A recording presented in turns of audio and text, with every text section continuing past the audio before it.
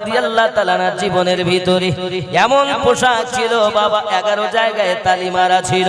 আম্মা জান ফাতিমা রাদিয়াল্লাহু তাআলা গায়ে একটা কম্বল ছিল আমার নবী পাকের দেওয়া। ওগো আমার জননীরা ভালো করে শুনুন, একদা হযরত আলী রাদিয়াল্লাহু তাআলা আনহু কি আপনার কেনা বাড়িতে এসেছেন, এসে বলছেন বিবি রে খাবার কিছু আছেনি? না স্বামী আমার কিছুই তো ঘরে দেখি না। হঠাৎ করে আলী বলেন বিবি আমার বাজারের ব্যাগটা আমাকে দাও, আমি যাব বাজার আপনার কিনা মদিনার গলিতে কাজ কাম করতে, কাজ কাম করি যেটুকু কাম করব বিবি ওইটুকু আমি বাজার করে দিয়ে আসবো বিবি। সারাটা দিন হযরত আলী রাদিয়াল্লাহু তাআলা আনহু মদিনার গলিতে ঘোরাফেরা করার পরও আপনার কোনো কাজ পাওয়া গেল না। সন্ধ্যাবেলা বাড়ি এসেছেন, বিবি সাহেবা জিজ্ঞাসা করেন স্বামী খবর? সঙ্গে সঙ্গে স্বামী আমার খালি ব্যাগখানা দিয়েছেন। হযরতে ফাতেমা আল্লাহর শুকরিয়া আদায় করে বলেন ওগো আমার স্বামী থাকে যদি নসিবে আপনি আপনি আসিবে, আল্লাহ নসিবে রাখে নাই বলে পাওয়া যায় নাই, কোনো দুঃখ নাই। সারাদিন পর যদি স্বামী খালি প্যাকেট বাড়ি আনে তো কি বল খেত দিতে পারো না, খেত জন্য তো কুদুমি দেখাও তো। থাকো তুমি বাড়ি, চললাম বাপের বাড়ি অতি তাড়াতাড়ি। ওগো জননী মা ফজরের আযান দিয়েছেন হযরতে বেলাল রাদিয়াল্লাহু তাআলা আনহু। হযরতে আলী রাদিয়াল্লাহু তাআলা আবার বললেন বিবি আমার নামাজ আদায় করে নিয়ে বিবি প্যাকেটটা দাও, আবার যাই। মদিনার অলি গলিতে ঘুরে ঘুরে কোনো কাজ তিনি আবারও পেলেন না। দ্বিতীয় দিনে চিন্তা ভাবনা করেন কেমন করে বাড়িতে যাব, কেমন করে বাড়িতে গিয়ে মুখ দেখাবো। যাই হোক না কেন হযরত আলী রাদিয়াল্লাহু তাআলা আনহু আবার বাড়িতে এসেছেন। বাবা সোনা মানিকের আমার বাড়িতে আসার পরে বিবি দেখে আজও খালি প্যাকেট, কোনো কথাই নাই। স্বামীর সেবা করতেছেন, পাখা দিয়ে বাতাস করতেছেন, স্বামীর তত্ত্বাবধান করতেছেন।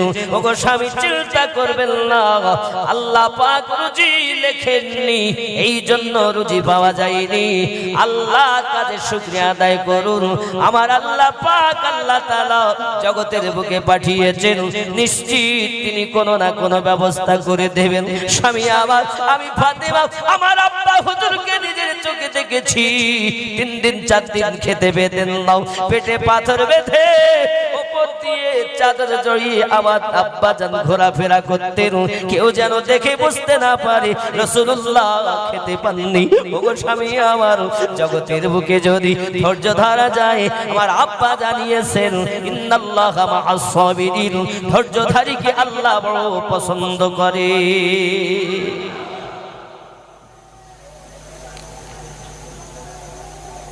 হযরত আলী রাদিয়াল্লাহু তাআলা সেবা করছেন বিবি। আমাদের ঘরের যদি মায়েরা হতো সেবা করত, পাখা দিয়ে বাতাস করত, গা হাত পা টিপে দিত, 2 দিন খায় না, তার রাগ কম হবে? এমনিতে রমজান মাসে সকাল থেকে সন্ধ্যা পর্যন্ত রোজা রেখেছে। কি রোজা? শুধু খাইনি, পরের মেয়ের সঙ্গে চোখ মেরেছে, মিথ্যা কথা বলেছে, ফাঁকি দিয়েছে, আল ঠেলেছে, সব করেছে, মানে হাত পা চোখ কান নাক এদের রোজা সব বাদ, খালি খাইনি। খেয়াল করবে, খালি খাইনি। তাই ইফতারি নিয়ে বসেছে, কি খাওয়া খাবে মনে হচ্ছে সব খেয়ে খাই। অল্প কিছু খাওয়ার পরই এত বরকত, এত বরকত, আর হয় না হুজুর আর একটু খান, আর হচ্ছে না। যারা 2 দিন খান, কারবালার মাটিতে 3 দিন খান, তাদের কি অবস্থা ছিল বা খেয়াল করবেন। রমজানুল মুবারক মাসে যখন আপনি দুপুর মানে বেলা ঢলে যাওয়ার পর যখন পিপাসা ক্ষুধার তাড়না হবে, তখন আপনি একটু কারবালার চিন্তাটা নিজে নিজে চিন্তা করবেন যে আল্লাহ আমি একদিন খাই না, পানি পান করি না, তাই যদি এই অবস্থা হয়, এই কয়েক ঘন্টার মধ্যে যদি আমার এই দশা হয়, কারবালার মাটিতে তো 3 দিন পর্যন্ত পানি পর্যন্ত খেতে পাইনি, খাবার তো দূরের কথা। যুবক আমার সোনা মানিকেরা, স্বামী স্ত্রী নামাজে সারা আদায় করেছেন, কিছুক্ষণ আরাম করেছেন, আবার তাহাজ্জুদ নামাজ পড়েছেন। জোরে বলুন সুবহানাল্লাহ। আমাদের ঘরে মায়েদের কাছে তাহাজ্জুদ নামাজ নাই, জীবনে ফরজ নামাজগুলো ঠিক মতো পড়ে না, কত নামাজ কাজা হয়ে যায়, কিন্তু সিরিয়াল একটাও কাজা হতে দেয় না। ঠিক না? আজকে কিন্তু সিরিয়াল ভালো দেখতে পাইনি। মনে বলে বলে আমিনুদ্দিন ভাই কোনো চিন্তা নাই, আগামী কাল আবার কাজা আদায় করে নেব। তৃতীয় দিন আবার হযরত আলী রাদিয়াল্লাহু তাআলা মদিনার অলিতে গলিতে কাজের জন্য সন্ধান করে করে বেড়াচ্ছেন বাবা। এমন সময়তে যখন আপনার দেখা গেল সন্ধ্যা ঘনিয়ে আসে, কোনো কাজ পাওয়া গেল না, হযরত আলী রাদিয়াল্লাহু তাআলা আনহু আবার বাড়িতে রওনা দিয়েছেন। বিবি সাহেবা স্বামীর সেবাতে লেগে গেছেন, পাখা দিয়ে বাতাস করে গা হাত পাগুলো টিপে দেন। হঠাৎ থেকে স্বামীর চোখ দুটো যেন ভিতরে ঢুকে গেছে, বাবা মুখটা শুকিয়ে গেছে। স্বামীকে ডাক দিয়ে বলেন, আমার স্বামী, আজ আপনার কাছে আমি একটা দাবি করতে চাই, পারবেন পালন করতে? কি বিবি আমার, বলো না। ওগো আমার স্বামী, আমি তো ছিলাম বাড়ি, আপনি করেছেন মদিনার অলি গলিতে ঘোরাঘুরি, একটি কাজের জন্য কেউ কাজ দিল না। আমার পিতা আমাকে যে চাদরখানা দিয়েছেন, এই চাদরখানা মদিনার বাজারে বিক্রি করি, বিনিময়ে কিছু খাবার তৈরি আপনি কিনে আনুন, বিনিময়ে কিছু আপনি বাজার করে আনুন, আমি ফাতেমা নিজ হাতে খাবার তৈরি করি আপনাকে খেতে দেব। আমি ফাতেমা আপনার দুঃখ আপনার কষ্ট সহ্য করতে পারি না, স্বামী আমার এতটুকু দাবি কি আমি ফাতেমার রাখবেন নাকি? হযরত আলী বলেন, বিবি রে, এই চাদরটা বরকতি চাদর, এই রহমতি চাদর, এই চাদরটা সবাই আদব করতে পারবে না বিবি, চাদরটা নিয়ে যাওয়া সম্ভব নয়। হযরত ফাতেমা বলেন, আমার স্বামী, আল্লাহ পাক আল্লাহ তাআলা জগতের বুকে পাঠিয়েছেন, স্বামী হলো স্ত্রীর জন্য নিয়ামত। আমার নবী জানিয়েছেন, আল্লাহ ব্যতীত যদি কারো সেজদার হুকুম দিতেন, আমার নবী পাক বললেন, প্রত্যেক স্বামীকে বলা হতো, প্রত্যেক স্ত্রীকে বলা হতো, তোমরা তোমার স্বামীকে সেজদা করো। আল্লাহ ছাড়া কারো সেজদার হুকুম নাই, এই জন্য স্বামীর সেবাতে আমার আল্লাহ খুশি হয়ে যায়। পারবেন নি আবার চাদরখানা নিয়ে বাজারে বিক্রি করতে? হযরত আলী রাদিয়াল্লাহু তাআলা আনহু ফাতেমা নবী পাকের কলিজার টুকরা, তার মনের আশা পূর্ণ করার জন্য ওই চাদরখানা নিয়ে মদিনার বাজারে চলে গেলেন। জোরে বলুন সুবহানাল্লাহ। আপনার আমার মায়ের ব্যবহার করা চাদর নয়, আপনার আমার মায়ের ব্যবহার করা পোশাক নয়। খাতুনে জান্নাত যিনি, জান্নাতি নারীদের সরদারিনী যিনি, যে ফাতেমা এলে আমার দরুদি নবী উঠে দাঁড়িয়ে যেতেন, সেই ফাতেমার ব্যবহার করা চাদর। যে ফাতেমা এলে আমার দয়াল নবী বসে থেকে উঠে দাঁড়িয়ে যেতেন, আদব সম্মানার্থে। কেন? বাপ মেয়ের জন্য আদব করে না তো? নবী আমার বলেন, সাহাবী রাসূল আপনারা জানেন না, আমি আর আল্লাহ, আমার আল্লাহ যখন আমার কাছে ফাতেমাকে দিয়েছি, আমি রাসূলুল্লাহ যখন ফাতেমা কোলেতে আমার মাথাখানা রেখে দিতাম, আমি নবী মনে করতাম যে আমার আম্মা আমিনা রাদিয়াল্লাহু তাআলা আনহার কোলের মধ্যে মাথা দিয়ে রেখেছি। ফাতেমা আমার কন্যা নয়, ফাতেমা আমার মায়ের মতো।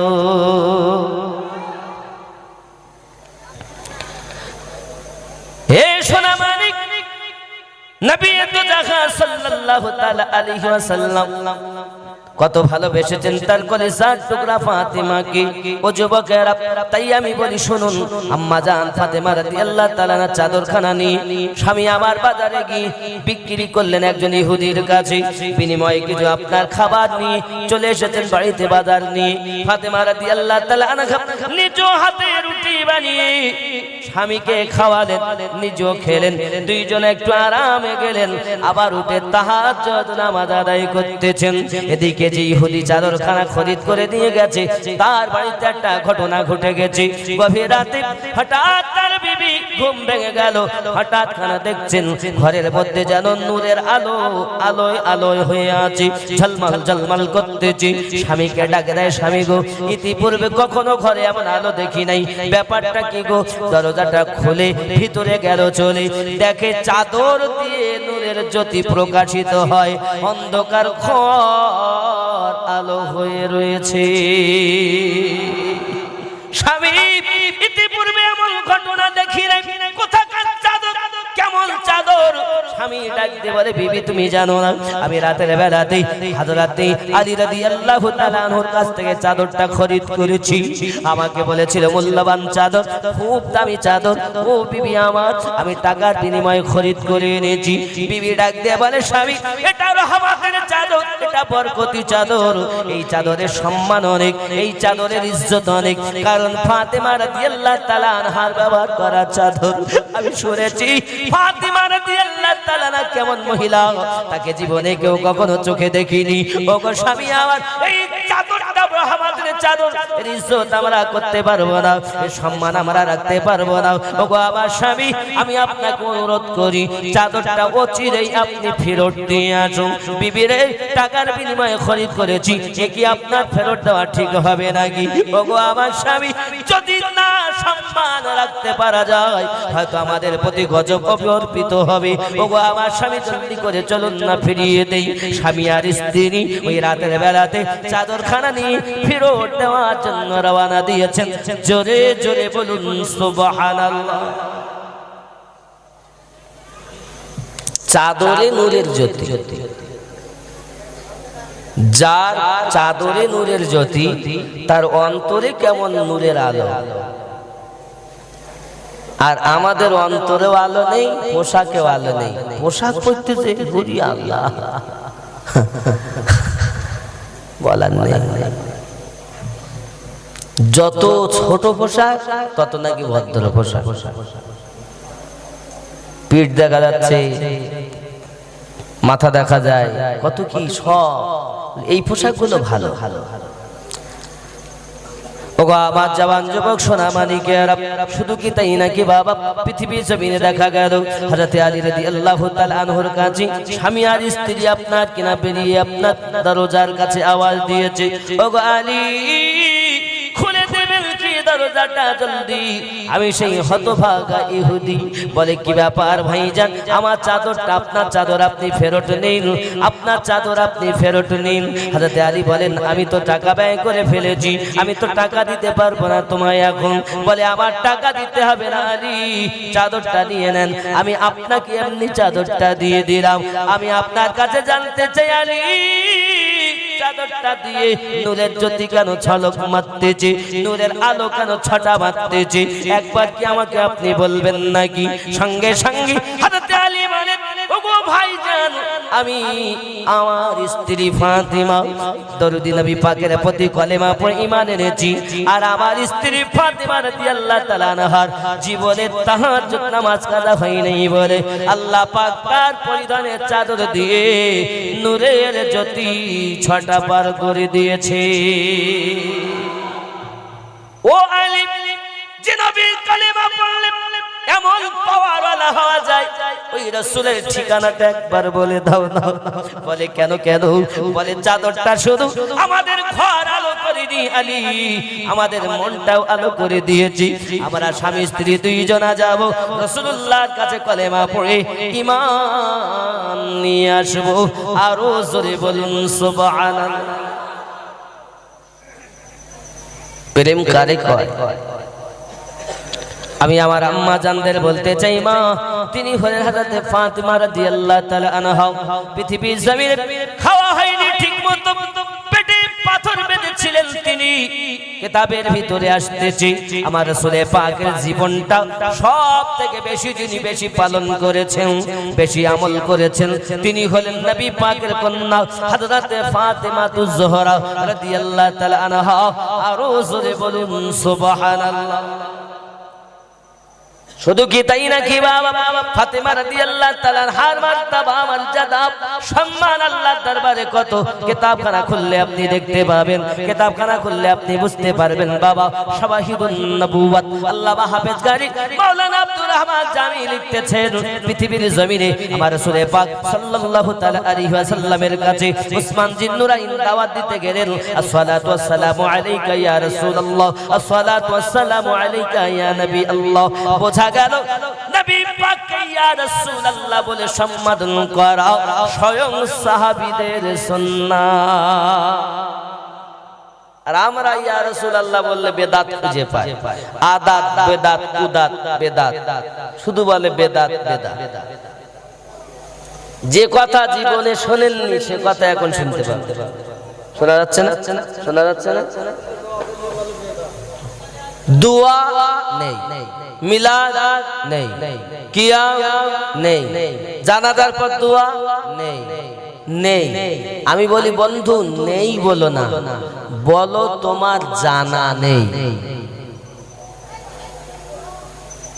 যদি এখানে স্টেজে আমি আমিনুদ্দিন আপনাকে দেখাতে পারি, খালি আমি গাড়িতে কিতাব আনতে পারবো আর দেখাবো, তুমি বলো জানা নেই, শুধু বলে নেই নেই, বেদাত। কি যন্ত্রণা বাবা, কি সমস্যা। আমার পা আমার হাত, আমি সালাম কিয়াম করবো তোর গাজা লাগা। ওরা বলে নেই, ইয়া রাসূলুল্লাহ বলা যাবে না। আমি বলি বন্ধু সহিহ মুসলিম শরীফ বাবুল হিজরা, মক্কা থেকে মদিনায় হিজরত করাকালীন আমার নবী পাক মদিনায় যখন পৌঁছালেন, আবু বকর রাদিয়াল্লাহু তাআলার সঙ্গে, সময়টা রাতের বেলা ছিল। বাবা আওয়াল বৃদ্ধা বনিতা এবং মহিলারা ঘরে ঘরে ছাদের উপরে, আর গোলামেরা সব রাস্তায়। আমার নবী যখন যান তখন সবাই স্লোগান দিয়েছিলেন, ইয়া মুহাম্মাদু ইয়া রাসূলুল্লাহ, ইয়া মুহাম্মাদু ইয়া রাসূলুল্লাহ। মুসলিম শরীফের হাদিস শরীফে আছে আমার নবী পাককে ইয়া রাসূলুল্লাহ বলে সম্বোধন করা মদিনার সাহাবীদের সুন্নাহ। রাসূলের চারজন সাহাবী বিশিষ্ট, সিদ্দিক, ফারুক, দুইজন হলো শ্বশুর, উসমান, আলী, দুইজন হলো জামাই। কথা কি বুঝতেছেন বন্ধু আমার? কখনো সাহাবী রাসূলেরা আমার নবীকে নবী বলে ডাকেননি। যখনই ডাকতেন আসসালাতু ওয়াসসালামু আলাইকা ইয়া রাসূলুল্লাহ, আসসালাতু ওয়াসসালামু আলাইকা ইয়া হাবিবাল্লাহ। জোরে বলুন সুবহানাল্লাহ। তুমি আজ এসে বলছো তো নাই বেদাত আদাত কুদাত, তুমি খুঁজে পাচ্ছ না। পেশাব করার দোয়া খুঁজে পেলে, পায়খানা করার দোয়া খুঁজে পেলে, আর আমার নবীর মিলাদ পেলে না। হিংসা কেন এত? আমি বলি নাই কথা বলো না, বলো তোমার জানা নাই। যুবক খুব খেয়াল, আমাদের নবী সাল্লাল্লাহু আলাইহি ওয়াসাল্লামকে ক্ষমতা কে দিয়েছে? দাদা হুজুর পীর কিবলাকে ক্ষমতা কে দিয়েছে? বসিরহাট হুজুরকে ক্ষমতা কে দিয়েছে? আল্লাহ দিয়েছে। আল্লাহ দেওয়া ক্ষমতায় তারা ক্ষমতাবান হয়েছে, ঠিক কিনা? এখন আল্লাহ প্রদান করা জ্ঞানকে যদি কেউ অস্বীকার করে, তাই সে তো আল্লাহকেই অস্বীকার করে নাকি গো? ওগো আমার জওয়ান যুবক সোনা মানিকের, জগতের বুকে প্রেম করুন, মোহাব্বত করুন আমার নবী পাককে। নামাজি হন, পরেজগার হন, নিজে নামাজি হন, বাচ্চাগুলোকে নামাজি বানানো। যদি বাবাজি আমার মুয়াজ্জিন আযান দেয় হাইয়া আলাস সালাহ, বিছানায় শুয়ে বলে তোরাই মসজিদ চালাও, চালাস না যেন ভোরবেলা। এই জননী মা খালাও, আপনি জোরে একটু চিন্তা ভাবনা করুন, জোরে কথা না বলি, কথাগুলো একটু শুনুন, খুব আমল করার চিন্তা ভাবনাতে। ওগো ওগো জননী আপনারই মতো একটি মায়ের পেট দিয়ে নবীগণ দুনিয়ায় এসেছেন আপনারই মতো মায়ের পেট দিয়ে গৌস এসেছেন আপনার মতো মায়ের পেট দিয়ে জগতের বুঝে খাজা মাইনুদ্দিন এসেছেন আপনার মতো একটি মায়ের পেট দিয়ে মুজাদ্দিদ আলফে সানি হুজুর এসেছেন আপনারই মতো একটি মায়ের পেট দিয়ে বাবা আমার এমনি করে সরকার আলা হযরত আজিমুল বরকত আগমন করেছেন আপনারই মতো একটি মায়ের পেট দিয়ে মুজাদ্দিদ জামান দাদা হুজুর পীর কিবলা রাহমাতুল্লাহ আলাইহি আগমন করেছেন মা আপনারা মায়ের জাতি মায়ের মতো জীবন যাপন করবেন যেন নায়িকা হয়ে থাকবেন না ওগো আমার জননী পৃথিবীর জমিনে যদি আমার মায়েরা জীবনটা পরিবর্তন করে নিত ইহ জগতে লাভ হতো পর জগতে লাভ হতো আমার নবী পাকের মহব্বত করবা ওগো আমার জননীরা সিরিয়াল দেখে দেখে সিরিয়ালের মতো জীবন যাপন করতেছো না আমার নবী পাকের কন্যা খাতুনে জান্নাত রাদিয়াল্লাহু তাআলা আনহা জীবনীটা দেখো তার জীবনী সম্পর্কে তুমি অবগত হও তার জীবন সম্পর্কে জানো বোঝো তার জীবনের সঙ্গে নিজের জীবনটা বাস্তবায়ন করো অবশ্যই তুমিও জান্নাতি।